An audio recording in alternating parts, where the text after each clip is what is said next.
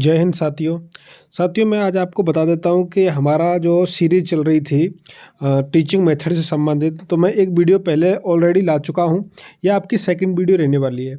इसमें मैं आपको बता रहा था कौशलों के बारे में। तो टीचिंग मेथड में कौन कौन से कौशल होते हैं, LSRW बताए थे मैंने आपको। LSRW, ठीक है। अब LSRW में एल जो कौशल था वो मैं आपको करा चुका हूँ, यानी श्रवण, लिसनिंग का जो रहता है, लिसनिंग यानी श्रवण सुनने का जो कौशल रहता है वो मैं आपको करा चुका हूँ। क्या क्या होता है उसमें वो आप पिछली वीडियो में देख सकते हो। उससे आगे की अपन बात करते हैं स्पीकिंग। क्या है स्पीकिंग, यानी एस की बात करते हैं तो वो है भाषण। क्या है, भाषण की बात करते हैं। अब वो क्या है, अब देखो बात करते हैं अपन स्टार्टिंग से।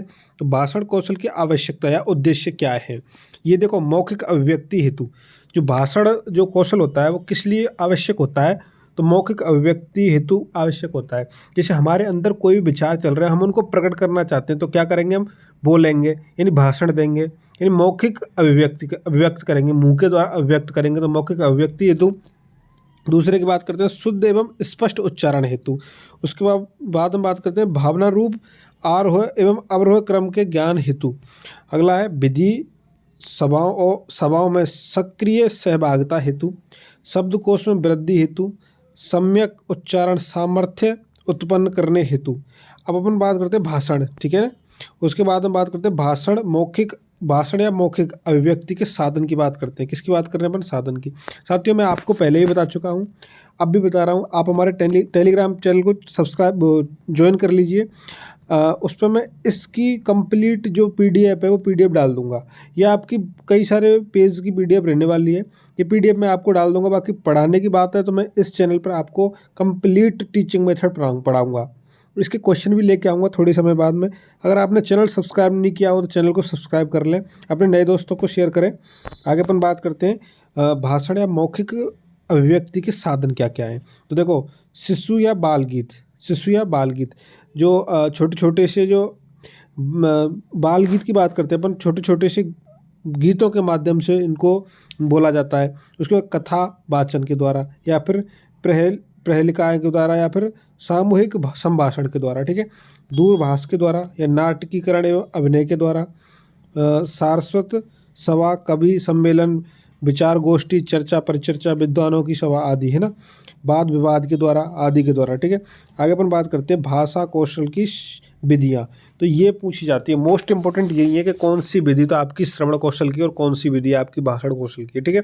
तो भाषण कौशल की विधियों की बात करते हैं अपन, तो वो है सबसे पहली है संभाषण विधि। इसके बाद बारे में विस्तार से चर्चा करेंगे कि संभाषण विधि कौन सी है। गीत विधि, दूसरी है गीत विधि, तीसरी है कथा कथन विधि और अंताक्षरी विधि। इसको आप जानते हो, अंताक्षरी विधि। आगे अपन बात करते हैं भाषण स्पर्धा विधि, ठीक है। वाद विवाद और अनुवाचन, ठीक है, एक दो शब्दों का रहता है। उसके बाद में अगला बात करते हैं अपन प्रश्नोत्तरी विधि। कौन सी, प्रश्नोत्तरी विधि। बाल गीत या शिशु गीत या अभिनय गीत सुनने से और आकाशवाणी दूरदर्शन आदि के द्वारा विषय वस्तु को सुनने से, ठीक है। ये इनकी विधियाँ हैं। आगे अपन बात करते हैं भाषण। क्या है, भाषण या संभाषण वादन। संभाषण की बात, संभाषणम, भाषण संभाषणम या फिर वादन बात करते हैं अपन, सॉरी बदन, ये बदन ना होकर के वादन है। आगे उद्देश्य की बात करते हैं, इसका उद्देश्य क्या है, तो व्यक्त वाणी रूप में विचारों को प्रकट करना ही भाषण कहलाता है। अपने अभिप्राय को प्रकट करने के लिए शब्दों का सुसंगठित प्रयोग करना ही भाषण कहलाता है। समझ रहे हो भाषण क्या है, तो भाषण क्या है, भाषण है अपने अभिप्राय को स्पष्ट करने के लिए शब्दों का सुसंगठित प्रयोग करना ही भाषण है। जैसे हम कुछ भी बोल रहे हैं, लेकिन कैसा होना चाहिए, वो सुसंगठित होना चाहिए। जो शब्द हम बोल रहे हैं संगठित होने चाहिए वो। ऐसे नहीं कि एक तो बोल दिया हमने अभी, एक तो अब बोल दिया और एक 10 मिनट बाद में शब्द बोल रहे हैं, तो वो संगठित नहीं है।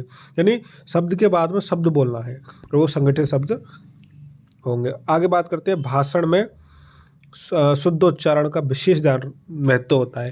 यानी भाषण जो कर रहा है वो शुद्ध बोल रहा है कि नहीं बोल रहा है, यानी शुद्ध उच्चारण का विशेष महत्व होता है। अगला है भाष का सहज रूप भाषण कौशल है। भाष का सहज रूप क्या है, भाषण कौशल है, ध्यान रखना है। भाषण जन्मजात कौशल नहीं है। कई तो क्या होते हैं, गूंगे भी होते हैं, आपको पता होगा। जो बहरा है वो गूंगा निश्चित है। तो भाषण जन्मजात कौशल नहीं है, अपितु ये कौन सा है, अर्जित किया जाता है, ठीक है। कैसे अर्जित किया जाता है तो आपको पता ही है इसके बारे में। अभी भी कोई बच्चा होता है तो हम उसके सामने बोलते हैं तो वो क्या करता है, हमको ध्यानपूर्वक सुनता है कि ये कैसे बोल रहे हैं, उसी हिसाब से फिर वो बोलने की कोशिश करता है।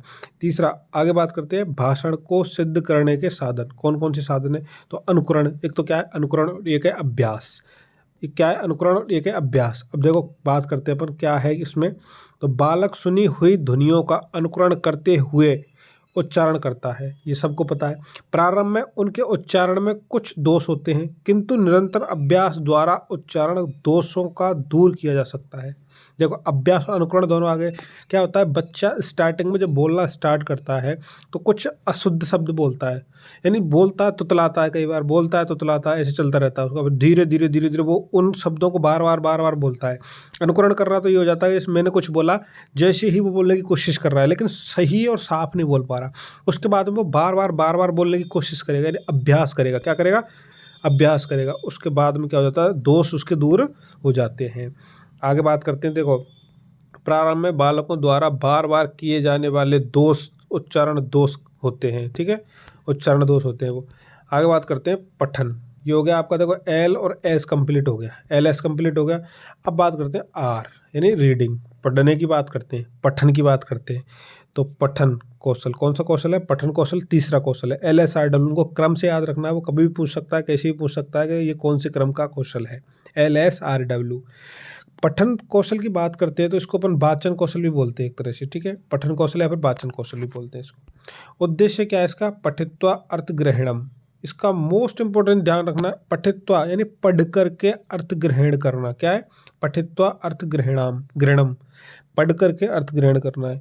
पठन शब्द देखो, पठन शब्द पठ, वक्ता नाम बाची से धातु से बना है, ठीक है, जिसका अर्थ होता है अर्थ ग्रहण पूर्वक स्पष्ट वाचन, अर्थ ग्रहण पूर्वक स्पष्ट वाचन।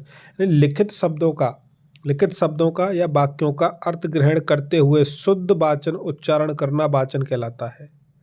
आगे बात करते हैं, भाषा सीखने के 4 कौशल हैं जिनमें वर्तमान वैज्ञानिक तथा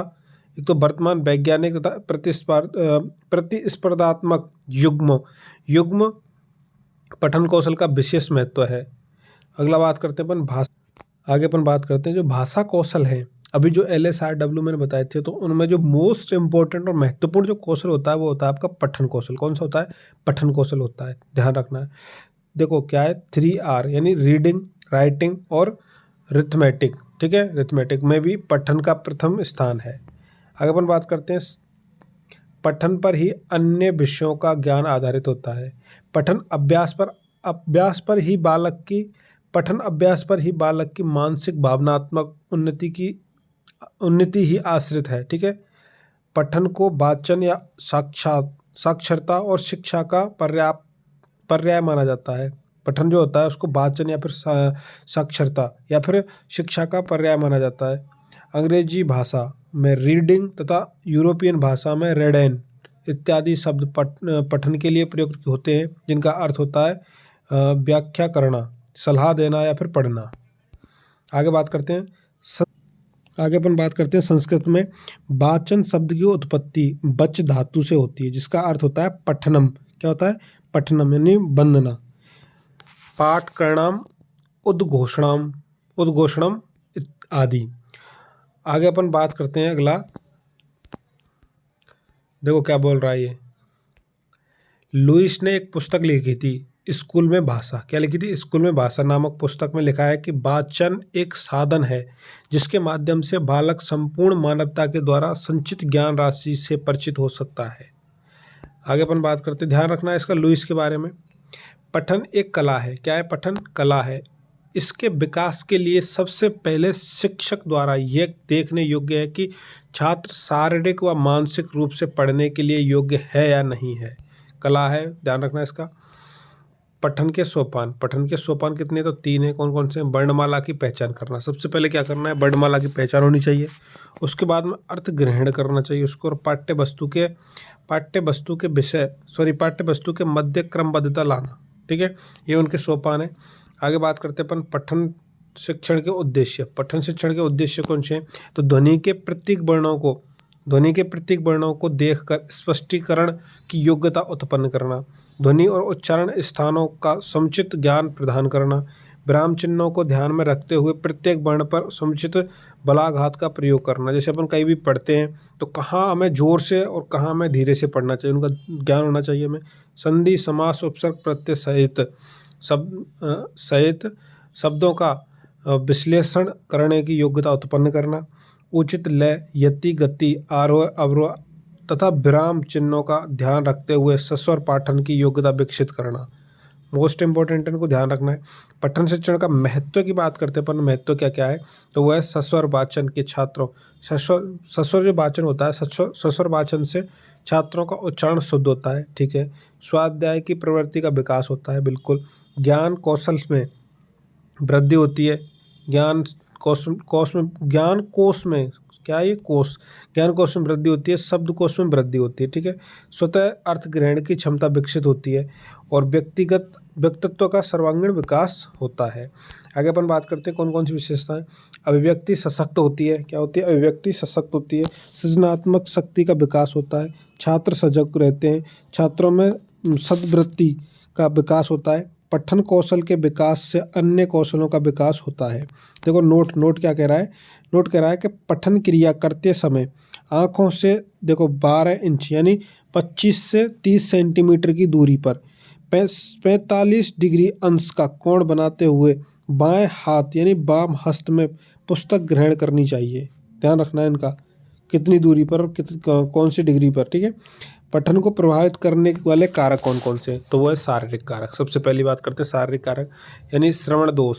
सबसे पहले श्रवण दोष, दृष्टि दोष एवं उच्चारण स्थानों में दोष, हकलाना और तुतलाना, ये भी दोष है, शारीरिक दोष है ये, ठीक है। आगे अपन बात करते हैं अगला है आपका मानसिक दोष। मानसिक दोष में क्या है, अर्थ ग्रहण की क्षमता, तर्क शक्ति, निरीक्षण शक्ति और शब्द भंडार और मानसिक योग्यता आदि बालक के पठन को प्रभावित करते हैं, ठीक है। ध्यान रखना है मानसिक कारक और शारीरिक कारक। आगे बात करते हैं व्यक्तिगत कारक। व्यक्तिगत कारक कौन से हैं, स्वयं की रुचि ना होना, कक्षा में लगातार अनुपस्थित रहना, पठन का अभ्यास ना करना और पाठ्य पुस्तकों का अभाव होना। वातावरणीय कारक कौन कौन से हैं, तो वातावरणीय कारक देखेंगे अपन। वातावरणीय कारक है आपके स्थानीय बोली, प्रांतीय प्रभाव, माता पिता का उच्चारण स्पष्ट ना होना। देखो क्या होता है, कई बार वातावरणीय प्रभाव ऐसे होता है कि जैसे स्थानीय जो बोली है उसका भी प्रभाव पड़ता है, हम कुछ बोल रहे हैं और बाहर कुछ बोलते हैं, प्रांतीय प्रभाव भी पड़ते हैं और माता पिता का उच्चारण का प्रभाव पड़ता है, ठीक है। पठन दोषों का निवारण, अब इनका निवारण कैसे क्या करना है, निवारण की बात करते हैं तो लिपि का पूर्ण ज्ञान होना चाहिए, पूर्ण ज्ञान देना, जो लिपि है उसका पूर्ण ज्ञान देना चाहिए हमें बच्चों को। उसके बाद में बात करते हैं पठन से रुचि उत्पन्न करना, सुंदर वातावरण यानी पठन योग्य वातावरण की निर्माण करना, ठीक है। शारीरिक दोषों के उपचार हेतु सलाह देना, पठन का अभ्यास करवाना व पुनरावृत्ति पर बल देना, अध्यापक का स्वयं का पठन आदर्श होना चाहिए और कठिनता के आधार पर पठन सामग्री का फ्रेम निर्धारण करना, ठीक है, सरल से कठिन की ओर। ये आपको पहले बता चुका हूँ मैं। मंदबुद्धि छात्रों से पठन हेतु अतिरिक्त अभ्यास करवाना, पठन प्रतियोगिताओं का आयोजन कर पुरस्कृत करना, छात्रों में शंकाओं का दूर करना, छात्रों में जो शंकाएं हैं उनको दूर करना, ठीक है। आगे अपन बात करते हैं पठन शिक्षण की विधियाँ। अब मोस्ट इंपॉर्टेंट तो ये विधि रहने वाली है, विधियों से पूछता है तो वर्णोच्चारण विधि कौन सी है, वर्णोच्चारण विधि। इस विधि को वर्णमाला विधि या फिर वर्णबोध विधि भी कहते हैं, ठीक है। इसमें क्या होता है वर्णोच्चारण विधि में, अब ये किसकी विधि है तो ध्यान रखना है आपको, पठन शिक्षण की विधि है, पठन शिक्षण की या पठन कौशल की विधि है कौन सी, वर्णोच्चारण विधि। अब देखो इसमें क्या होता है, अक्षर बोध विधि तथा वर्ण समूह, कौन सा, वर्ण समूह विधि कहलाती है, ठीक है। क्या क्या होता है इसमें, पठन शिक्षण की प्राचीन विधि है, ये पठन शिक्षण की प्राचीन विधि है। इस विधि में संस्कृत वर्णमाला का स्वर एवं व्यंजन सहित पूर्ण ज्ञान क्रमबद्ध ढंग से करवाया जाता है। वर्णों का बार बार उच्चारण करवाकर शुद्ध पठन हेतु प्रेरित किया जाता है। आगे अपन बात करते हैं अक्षर ज्ञान होने के बाद वर्णों के समूह में छोटे छोटे शब्दों का पठन करने का अभ्यास करवाया जाता है। वर्तमान में वर्णों का अलग अलग ज्ञान करवाया जाता है तथा मात्राओं का प्रयोग बताकर ज्ञान को स्पष्ट किया जाता है, ठीक है। जैसे कैसे किया जाता है, कै, अब जो क होता है उसमें क्या क्या मिक्स होते हैं, तो क और ए मिक्स होते हैं, ठीक है।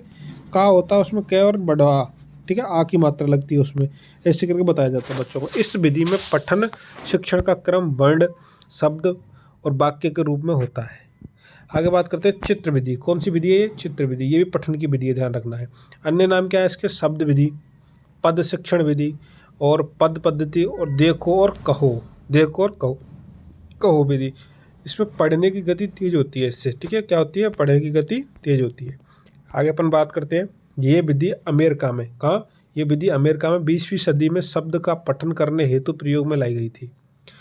अगला बात करते हैं अपन तीसरी विधि है अनुकरण विधि। कौन सी है? अनुकरण। अब इनका नाम याद रखना है कि श्रवण कौशल की कौन सी विधि है, पठन कौशल की कौन सी विधि है, इनका नाम याद रखना है आपको। अनुकरण विधि किसकी है? तो पठन कौशल की विधि है।